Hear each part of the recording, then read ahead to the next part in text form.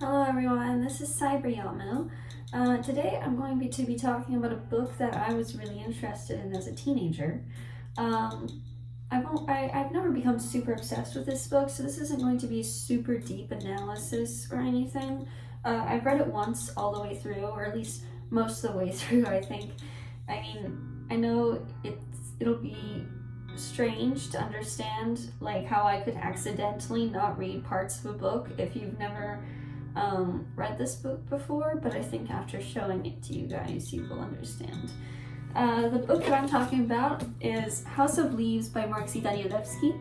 And by the way, I'm not saying Danielewski instead of Danielowski in order to be pretentious. It's just my first language is Polish, and the moment I see this, I instantly pronounce it as Danielewski. So, yeah. And this book is in a genre called ergodic literature. Sometimes when I tell people about it, I accidentally say erotic literature, and then I have to just kind of stare at them awkwardly because I just talked to them about how much I love erotic literature. But anyways, with how much Johnny talks about his sexual conquests, it kind of is erotic literature, except it's not very attractive at all. It's quite disgusting, actually. But you'll notice that the cover, the outside, is an inch bigger than the inside. This has a big parallel. The word house is always in blue, and yeah, it's just very uniquely presented. For example, there we go. Yeah, it's a very unique looking book. There are passages that are just written on the very bottom of pages. And there are whole sections in the book which are just explaining the footnotes in it. Because this book is a very chaotic book in many ways. I mean, there are footnotes, so text is organized very chaotically. It's not in chronological order. There are like two main narrators. There's Johnny Truant and then there's Zampano or whatever. Sorry, it's been a while since I've read this book. I don't remember. Zampano, yeah, that was his name. There's also passages from Johnny Truant's mother. And yeah, so the actual plot of the book, I'm going to describe the two main plots, which are of Johnny and the house. And Zampano just talks about what happened in the house to oh gosh, what was his name? There's this family guy.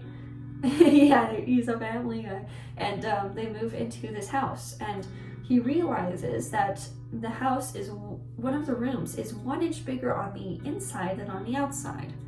And then they find this door that leads into a part of the house that changes every time they go through it. And the scary part is, once they go in, it can stretch so that there's no way out. And basically, so the house on the inside just defies the laws of physics. It changes every time they go through it. It is bigger on the inside than on the outside. It is non-Euclidean. Nothing about the house makes any sense. There's Johnny Truant. And Johnny's story is that he comes across the transcript of Zampano describing what happened with the house and the family that lived in it. And he becomes obsessed with this transcript. He starts reading it obsessively. He starts losing sleep. He starts hallucinating and having visions. Johnny also seems to be a drug addict and parties and has sex constantly. He also has a very traumatic past, including his mother being institutionalized because of her schizophrenia, as well as different foster families which were abusive towards him.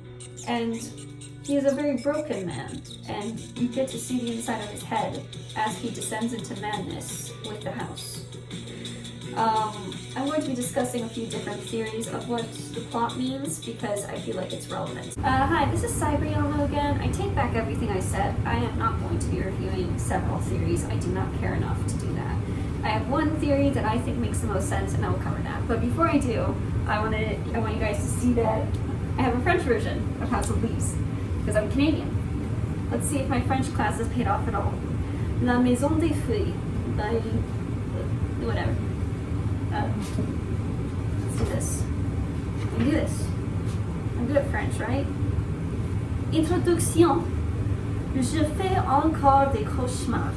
En fait, j'en fais si souvent que je devrais y être habitué maintenant. Mais non, personne ne s'habitue vraiment au cauchemar. That was so good. I know there are like 2 or 3 people who are subscribed to me who are French. I'm so sorry. But actually no, because they're French. So, I think that the crux of the book is that there is a force, a Lovecraftian, horrific sort of force that is transforming reality. It starts with Johnny's mother, in my opinion, with her schizophrenia. Then it moves on to the house. Then it moves on to this transcript and Zampano. And then it consumes Johnny. This force is the schizophrenic process. The house itself is a body without organs, as are all the rest of the people who are consumed by the schizophrenic process. They all become bodies without organs, which basically just means that they experience uncontrolled growth. So the house, it can transform itself as much as it likes in any way that it likes. It is not coded by reality's laws. Same with, expectations. It does not care how the family reacts to its transformations. It simply does as it pleases, but it is still influenced by the people. So for Johnny's mother, she is experiencing schizophrenia, which inherently means that she is experiencing the schizophrenic process.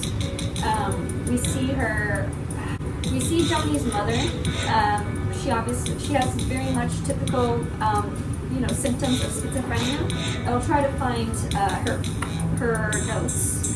Yeah, so basically there's this whole section in the book dedicated to Johnny's mother's notes to her son, Johnny.